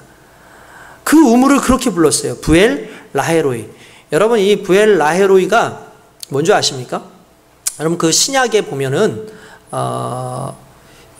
그런 거 있죠. 그 신약에 이렇게 보면 야곱의 우물이라고 나옵니다. 야곱의 우물. 야곱의 우물이 누구냐면 수가성 여인이 있죠. 수가성 여인이 물을 깃고 있는데 예수님께서 그게 나한테 물 한 잔 주겠느냐라고 얘기를 하죠. 그때 그 우물이 야곱의 우물인데 이 야곱의 우물이 바로 이 부엘 라헤로이에요. 그러니까 이미 하갈 때부터 있었던 우물이었던 거죠. 또 은혜의 우물이다라고 보시면 된다라는 거예요. 하갈이 아브라함의 아들을 낳음에 아브라함이 하갈을 낳은 그 아들 이름을 이스마엘이라 하였더라라고 얘기합니다. 여러분, 결국 이스마엘이 무슨 뜻이라고요? 고통 가운데 들으셨다. 하나님께서 들으셨다라고 이야기를 하고 있는 겁니다. 이렇게 하나님께서는 이 하갈을 사랑하시고 이 하갈의 인생에 대해서 책임지신다는 거예요. 그러나 결국 하갈이 아브라함과 계속 있지는 못합니다. 그게 창세기 21장에 나오는 내용이죠. 그래서 21장 8절부터 잠깐 살펴보면 아이가 자라매 젖을 떼고 이삭이 젖을 떼는 날에, 그러니까 이삭이 태어난 거예요. 이삭이 태어났는데 이삭이 태어났을 때에 이 하갈이 아니라 이스마엘의 나이가 한 14살, 13살 뭐 그 정도 아마 됐던 것 같습니다. 그 이상 됐나요? 아무튼 16살? 뭐 그 정도 된 것 같네요. 그러니까 이제 13살 정도겠네요. 그죠? 14살 정도라고 100세 때 나왔으니까 86세 때 이제 나왔으니까 그렇네요. 15살 정도 된 것 같네요. 어쨌든 그때 아브라함이 큰 자치를 베풉니다. 근데 사라가 이렇게 젖을 떼고 나서 젖을 뗀 때니까 이 이삭이 한 4살 정도? 5살 정도 되지 않았을까요? 뭐 그 당시에는 좀 젖을 좀 많이 오랫동안 좀 물리던 시대니까 4살, 5살이라고 하면 거의 뭐 청년 정도가 되지 않았을까 싶습니다. 그런데 이 애굽 여인 하갈의 아들 누굽니까? 이스마엘이죠. 여기서 뭐 이스마엘이라고 부르지도 않아요. 이름도 안 불러요. 이름도 안 불러요. 그러니까 사라가 이름도 안 불러요. 그럼 뭐라 그러면은 애굽 여인 하갈의 아들이 이삭을 놀리는지라. 그러니까 이삭 자기 아들의 이름은 부르는데 정작 그 이스마엘 이름 부르지도 않고 그냥 뭐라면 애굽 여인 하갈이 낳은 아들 이렇게 얘기를 하죠. 상당히 좀 취급을 좀 아래로 받고 있는 느낌이 들죠. 누구에게 있어서는 사라에게 있어서. 아브라함은 그렇지 않았을 것 같아요. 근데 이삭을 놀립니다. 그러니까 이제 이삭을 놀렸다고 되어 있어요. 그러니까 그 모습을 보니까 좀 화가 나는 거죠. 그리고 좀 내쫓으려고 그렇게 합니다. 근데 사라가요, 단순히 놀렸다고 해서 내쫓으려고 그런 게 아니에요. 실은 왜 그러냐면 요 다음에 나오는 말씀인데 21장 10절에 보면 이렇게 나와요. 그가 아브라함에게 이르되 내 여종과 그 아들을 내쫓으라. 이 종의 아들은 내 아들 이삭과 함께 기업을 얻지 못하리라 하므로. 여러분, 이게 무슨 말입니까? 그러니까 간단하게 말해서 유산을 못 받게 하겠다 이거예요. 이게 실은 우리가 한 가지 알아야 되는 게 있어요. 사라에게서 직접 나온 아들은 아니지만 이스마엘이 실은 상속자예요. 당시에는 상속자입니다. 근데 상속자인데 사라에게서 이제 사라가 자신의 아들로 취급을 해야 되는데 중요한 건 누가 태어났어요? 이삭이 태어난 거예요. 이삭이 태어났으니까 이 이스마엘을 사라가 그냥 둘 리가 없죠. 당연히 같이 유업으로 이제 놓을 수가 받게끔 할 수가 없는 거예요. 그래서 뭐라 그럽니까? 내쫓으라 라는 단어가 있는데 내쫓으라. 그러니까 내쫓아 버려라 라고 그렇게 얘기를 하죠. 그러니까 아브라함도 고민을 해요. 왜냐하면 자기 아들이잖아요. 그의 아들로 말미암아. 이게 그의 아들로라는 말이 참 중요한 거예요. 아브라함에게 있어서 이스마엘도 아들이에요. 이삭도 물론 아들이고요. 근데 매우 근심할 수밖에 없는 거죠. 그러나 사라의 입장에서는 사라의 배를 빌려서 나온 것이 아니기 때문에 이스마엘은 이삭의 대적자일 수밖에 없는 거죠. 여기서 하갈은 또 하나의 위기를 경험할 수밖에 없고 이스마엘도 똑같은 그런 상황을 경험하게 됩니다. 그때 하나님께서 중재하세요. 뭐라 하냐면 아브라함에게 내 아이나 내 여종으로 말미암아 근심하지 말고 사라가 내게 이른 말대로 다 들어라. 이삭에게서 나는 자라야 내 씨라 부를 것이다 라고 얘기를 합니다. 그러나 그 다음이 중요하죠. 13절에 이렇게 나와요. 여종의 아들도 너의 씨니까 내가 그로 한 민족을 이루게 하리라 하신지라. 할렐루야. 여러분 여기서 한 가지 중요한 것, 너의 씨니까, 이게 중요해요. 믿음의 조상 하나님에게 복받은 존재에 그로 말미암아 나왔기 때문에 그도 약속된 씨는 아니지만 그러나 복을 받을 것이다 라는 게 이게 하나님께서 주신 모습이에요. 그러니까 하나님은 팽개치시는 하나님이 아니라는 거예요. 그러면 하나님 내쫓으라고요? 그냥 보내라고요? 느낌에는 그렇죠. 하나님 너무 야박하신데 왜 내보내라고 하시지? 그냥 내보내라고 하시지? 여러분 거기에는 다 뜻이 있는 겁니다. 이 뜻이 그냥 있는 뜻이 아닌 거예요. 왜 그러냐면은 여기서 나오는 그 내쫓는다라는 그 의미가 실은 이 하갈을 자유민으로 보내는 거예요. 왜냐하면 하갈을 보내는 이게 고대 근동법인데 이건 사라가 이제 하는 건데 만약에 이 이스마엘은 계속해서 그 자기의 분깃을 챙길지 모르겠지만 하갈은 여전히 종으로서 있어야 되는 거죠. 왜냐하면 시바지의 역할을 한 거니까. 그런데 여기에서 이제 중요한 건 이 아이와 함께 이 하갈을 내보내면은 어떻게 되냐면은 하갈이 자유민이 돼요. 대신에 이스마엘은 유산을 받지 못해요. 그러니까 누구에게로 다시 자녀가 이렇게 옮겨진 거예요? 하갈에게로 가는 거예요. 그러니까 하갈의 자녀이기 때문에 이제 유산을 받지 못해요. 이게 고대 근동의 법이었어요. 그러니까 일단 자유민으로 풀어서 내보내라, 내쫓아라라는 말은 그런 의미가 있다라는 거죠. 여기에서 아브라함이 이제 고민을 하다가 하나님께서 내보내라라고 말씀하시니까 아침에 일찍이 일어나서 떡과 물 한 가죽 부대를 가지고 이렇게 주고 난 다음에 아이를 데리고 가게 하니 라고 되어 있어요. 아이를 데리고 가게 하니.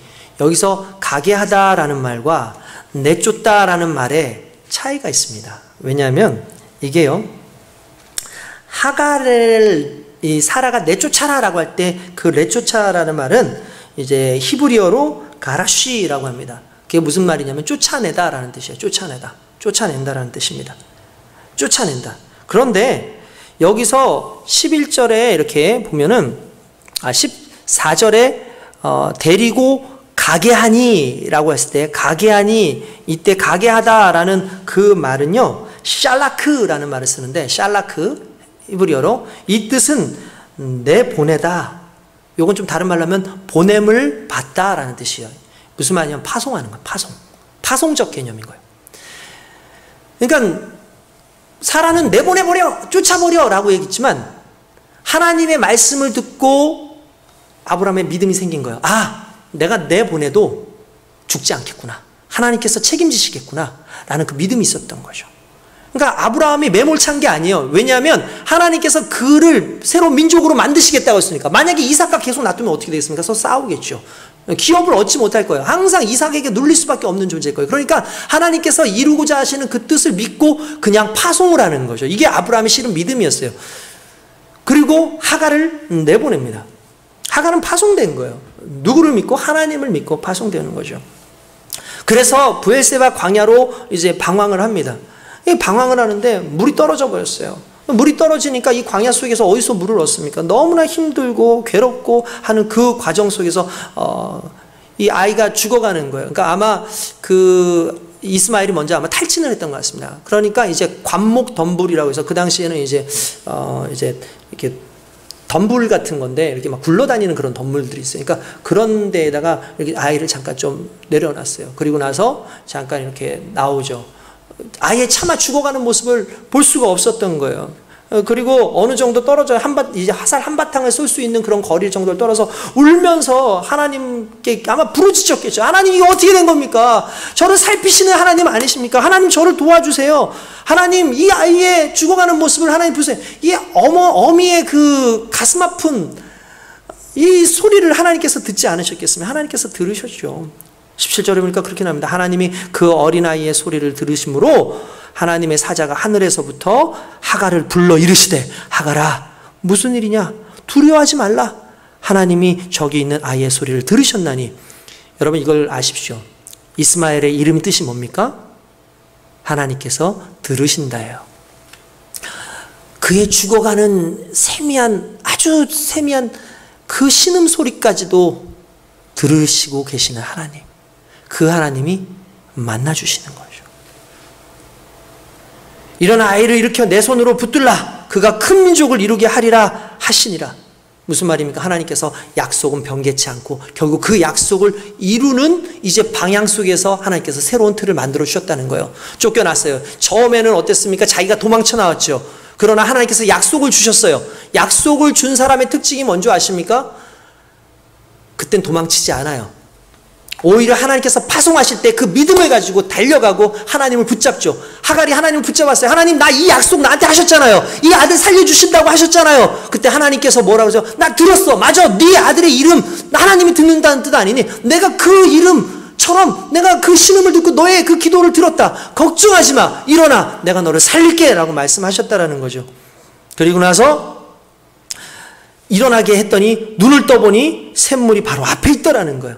가죽 부대에 물을 채워다가 아이를 마시겠더니 아이가 다시 탈진한 몸을 다시 이제 기력을 회복해서 이제 광야에서 거하면서 살아갑니다. 그리고 나중에 그가 장성에서 광야에서 거주하며 활 쏘는 자가 되었더니 바람 광야에 거주할 때 그의 어머니가 그를 위하여 애굽 땅에서 아내를 얻어 주었더라. 무슨 말입니까? 이제 자손들을 이룰 수 있는, 번성할 수 있는 기회를 허락하셨다는 거예요. 그리고 여기에서 가장 중요한 말씀인 21장 20절의 이 단어, 하나님이 그 아이와 함께 계심에, 하나님이 그 아이와 함께 계심에, 임마누엘의 하나님인 것이죠. 임마누엘의 하나님. 어느 곳에 있든지 나와 함께 하시는 그 하나님. 그 하나님이요, 우리가 조롱하고 우리가 손가락질했던 그 이스마엘의 하나님이었다라는 사실이요. 이러한 모습을 볼 때 오늘날 우리 주변에 있는 이 무슬림이라든지 이슬람 사람들에 대해서 우리가 그들을 경멸하고 무시할 것이 아니라 그들도 하나님의 자녀라는 그 생각 앞에 그들을 그리스도의 복음으로 증거하는 일에 우리가 애쓰고 노력해야 될 줄로 믿습니다.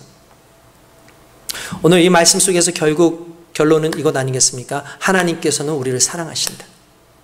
하나님께서는 조연이라 생각했고 엑스트라라고 생각했고 또한 이 큰 흐름 속에서 정말 아무런 존재감도 없는 것 같다라고 생각했던 그 사람까지도 하나님께서는 살피시고 보호하시는 하나님이라는 거죠. 그리고 그 하나님은 그의 하나님일 뿐만 아니라 우리의 하나님이라는 사실 앞에, 그래, 나는 비록 연약해 보이고 나는 가진 것 없고 아무것도 아닌 것 같지만 하나님 오늘 나와 함께 하신다. 하나님 나의 고통을 들으신다.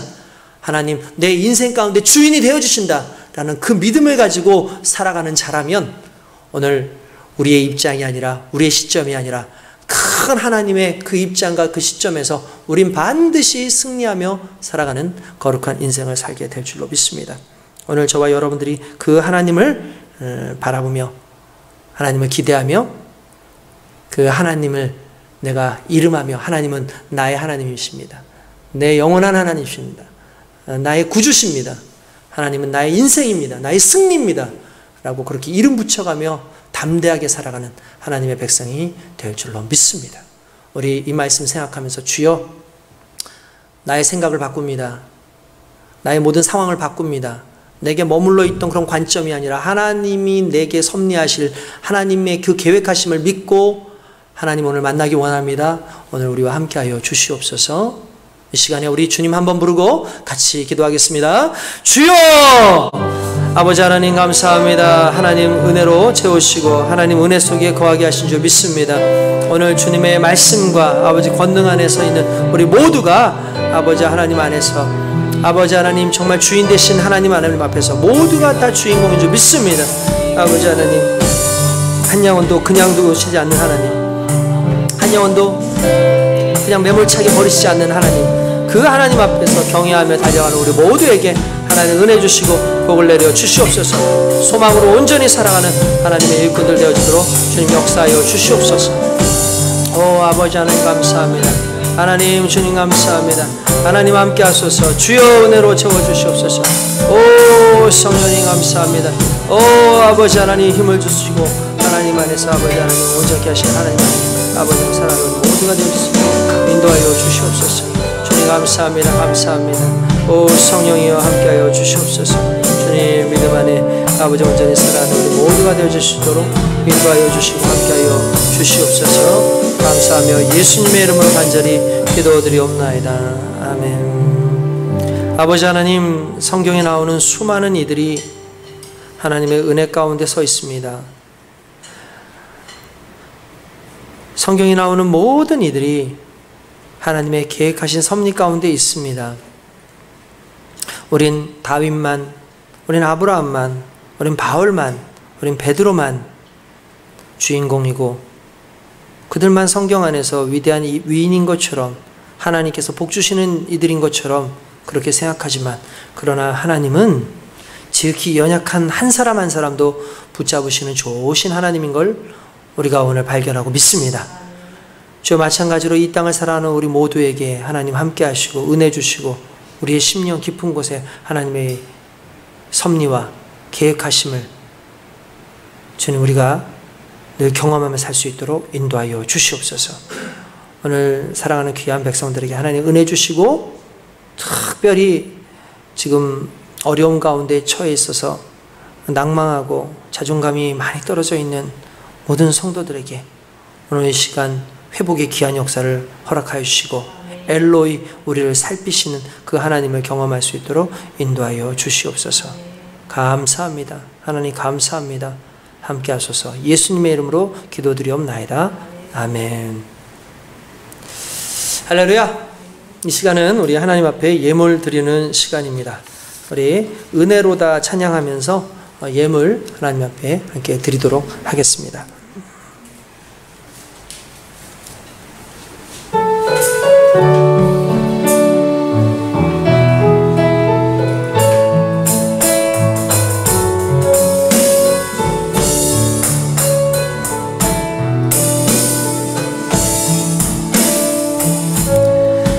시작됐네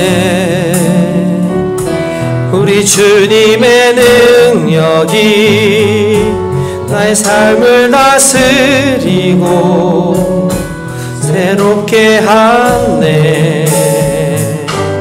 자유하네 죄와 사망으로부터 나의 삶은 변하고 충만하네. 은혜로다 주의 은혜 한량없는 주의 은혜 은혜로다 주의 은혜 변함없는 신실하신 주의 은혜. 시작됐네 우리 주님의 능력이 나의 삶을 다스리고 새롭게 하네. 자유하네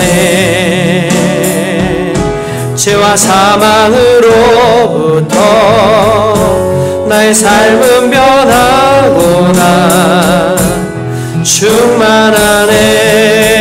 은혜로다 주의 은혜 한량없는 주의 은혜 은혜로다 주의 은혜 변함없는 신실하신 신실하신 주의 은혜로다. 주의 은혜로다. 주의 은혜 한량없는 주의 은혜로다. 주의 은혜 변함없는 신실하신 주의 은혜 변함없는 신실하신 주의 은혜 마지막으로 변함없는 신실하신 주의 은혜. 거룩하신 하나님 감사합니다. 변함없는 신실하신 한량없는 주님의 그 은혜와 그 사랑 안에 우리가 머물고 있음에 감사드립니다. 주님 안에서 늘 감사하며 하나님의 영광 안에서 내 인생이 하나님 계획하신 인생 가운데 그렇게 살아가고 있습니다 라고 고백하며 주님 앞에 나아가는 하나님의 귀한 백성들로 살아가게 하여 주시옵소서.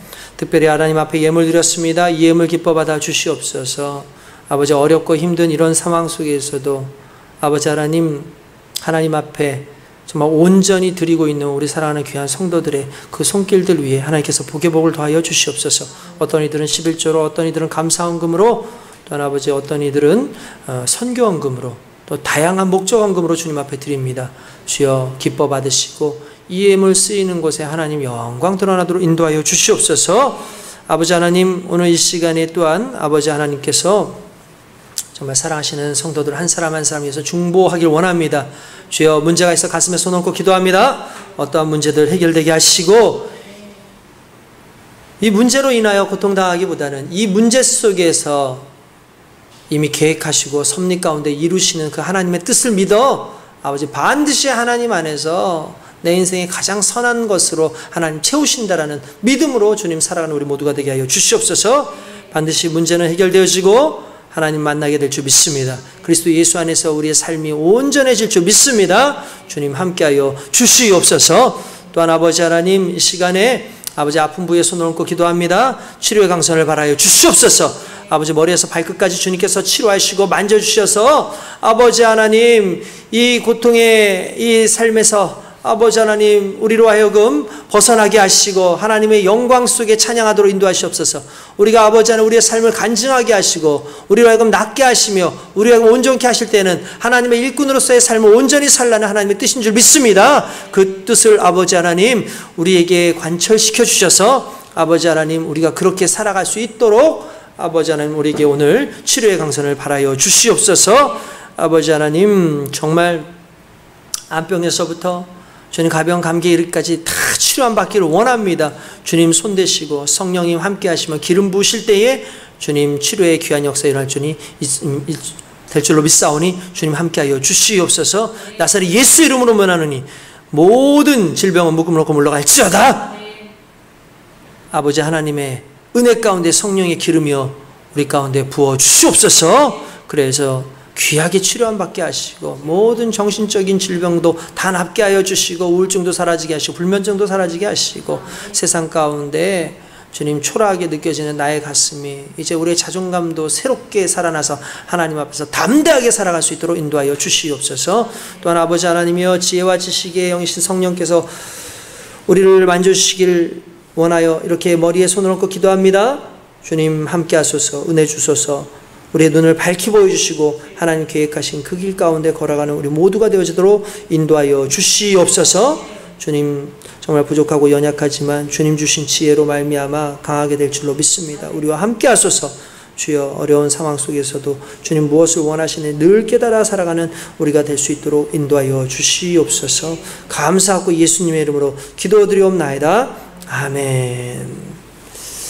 우리 다 함께 일어나셔서 우리 선포 찬양, 마라나타 찬양 드리신 후에 축도로 예배를 마치겠습니다.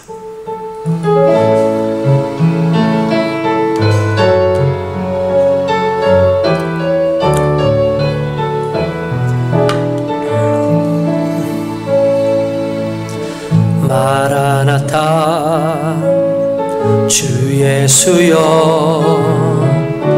어서 오시옵소서.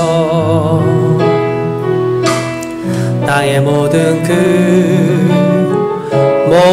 족속 주를 찬송하게 하소서.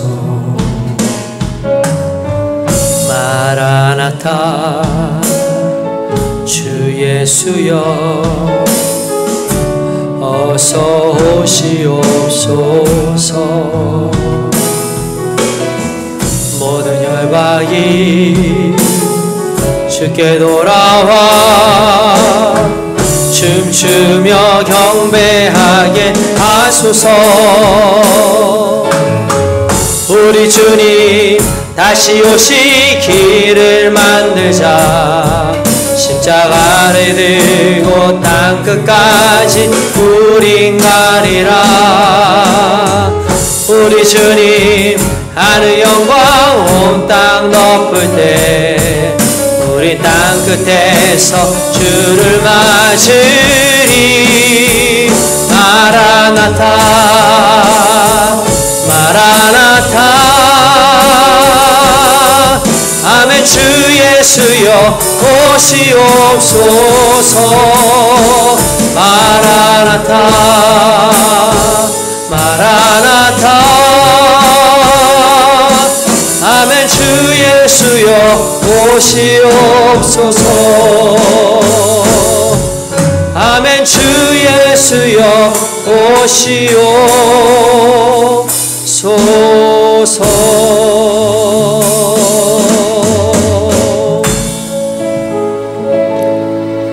이제는 우리 주 예수 그리스도의 은혜와 아버지 하나님의 극진하신 사랑하심과 성령님의 감화 감동 위로 교통 인도 충만하신 은혜가 나는 하나님 앞에서 주인공이 아니었나 봅니다. 나는 하나님 밖에 있었던 사람이 아닌가요? 절망하고 낭망하고 힘들어할 그때에 엘로이 하나님, 나를 살피신 하나님, 나와 함께 하신 하나님, 그 하나님께서 함께 하셔서 우리의 인생 가운데 가장 선한 것으로 하나님께서 원하시는 계획하신 그 뜻대로 살아갈 수 있도록 힘주시고 하나님의 은혜 가운데 하나님 계획하신 가운데 늘 승리하며 살아가는 이곳에 있는 사랑하는 모든 성도들, 특별히 방송을 통해서 영상을 통해서 예배드리는 모든 성도들 위해 지금부터 영원토록 함께 있게 하시길 간절히 축원드리옵나이다. 아멘.